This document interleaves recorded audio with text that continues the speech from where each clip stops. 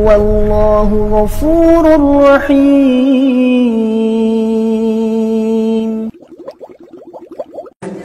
Iya, Masya Allah. Pertanyaan yang bagus sekali dari Pak Imam masjid ini. Dilema.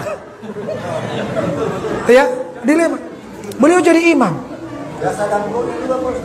Ya. Ada lagi amplop. Wah, luar biasa, luar biasa. Ini ujian besar ini, Pak. Ujian besar ini. Makanya jadi imam itu tidak mudah. Ujiannya selalu bergejolak di dalam. Ini bagaimana ini? Meminta didoakan oleh orang lain itu boleh. Sebagaimana hadis yang saya baca tadi. Pada akhirnya setelah Rasulullah sebutkan ciri-cirinya orang masuk surga tanpa hisab dan tanpa azab, berdiri Ukasha. Ya Rasulullah, ud'ullaha li ayyaj'alani minhum. Iya, ya Allah, doakan saya kepada Allah supaya saya dijadikan dari golongan yang lolos tes.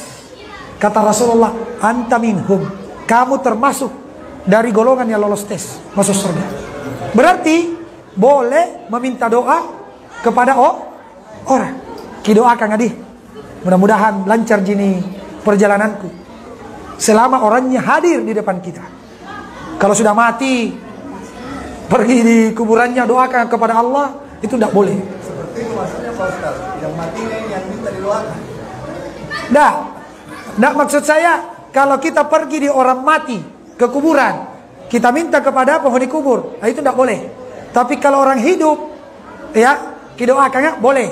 Nah, kebiasaan di masyarakat seperti yang dialami oleh Pak Imam, itu minta doanya pada hal-hal tertentu.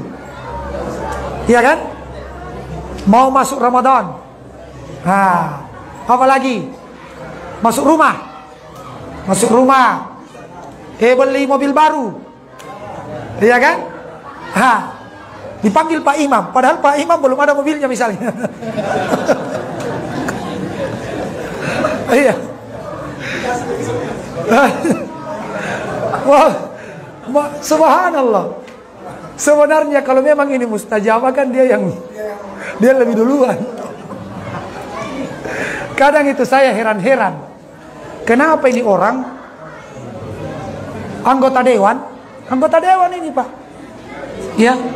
Mobilnya sudah banyak, tinggi jabatannya. Pergi minta doa sama dukun. Dukun ini belum ada motornya. Iya, bahkan mungkin beberapa kali biar untuk menjadi calon kepala desa tidak pernah ditunjuk jadi calon.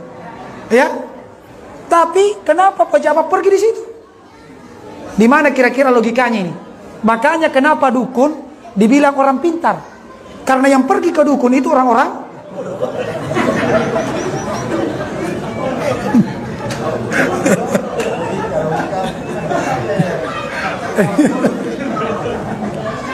bukan saya yang bilang ya. Iya. Jadi jamaah sekalian yang dimuliakan Allah, boleh mendoakan, ya, minta tolong doakan. Tapi modelnya bukan seperti itu. Nggak harus dibikin acara-acara tertentu, ketemu di jalan Pak Ustadz, Pak Kiai, dianggap Masya Allah mustajabah doanya, tolong doakan saya kepada Allah. Begitu Ji.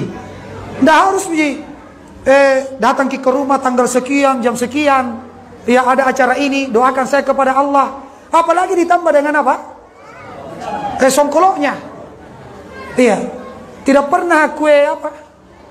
Kue cucuru atau kue, ya, selalunya songkolo. Kenapa ini songkolo?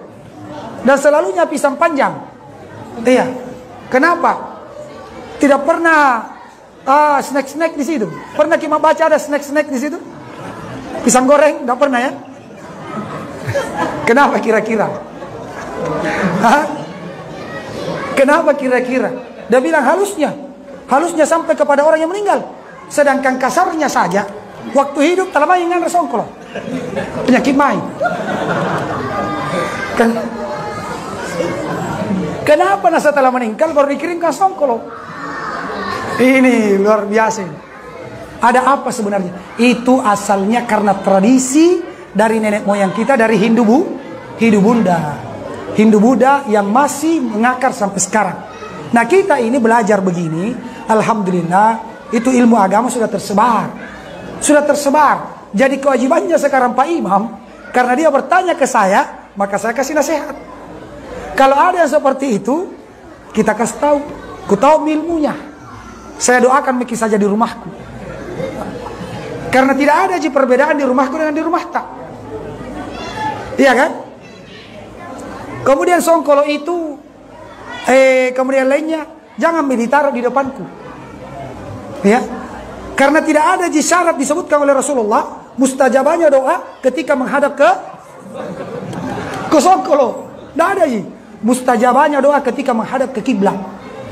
Yang jadi masalah Pak Imam menghadap ke songkolo. Iya kan? Kan tidak kita belakangi kan?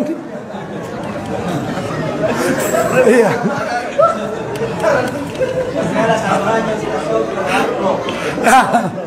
Nah, jadi kemudian nasihat saya selanjutnya, yang kita terima amplopnya, isinya saja. Tapi ya, ketika tidak ada hubungannya dengan baca-baca, ketemu di jalan nak kasih, isinya mau saya ambil, ya. Tapi kalau dalam rangka acara itu jangan kita ambil. Isinya dan amplopnya yang kita ambil.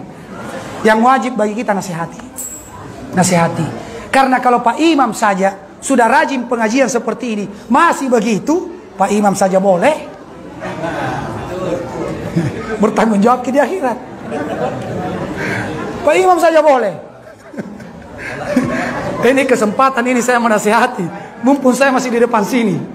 Ya. Jadi jamaah sekalian, memang berat. Tapi kata Rasulullah, qulil haqqa walau kana murrah.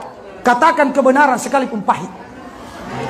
Di akhirat tidak natolong kita orang. Nafsi-nafsi, masing-masing di kita. Jadi jangan gara-gara apa nak bilang orang nanti begini, nanti begini. Kan begitu kan? Itu kan yang membuat tidak enak. Tidak enak bila dipanggil, tidak enak, tidak enak. Nanti nak bilang begini, nanti nak bilang begini. Berarti tauhid kita belum bagus. Kita masih takut celaannya manusia. Kita masih mencari pujiannya manusia. Belum mencari ridhonya Allah. Nah, inilah pentingnya tauhid. Ya, kita melakukan segala sesuatu itu karena Allah, bukan karena manusia. Ya, jadi memang kita harus mengawali dari kita ini. Dan insya Allah kalau begini semua kita prinsip tak, insya Allah Ta'ala dakwah tauhid di Bulukumba akan cepat tersebar.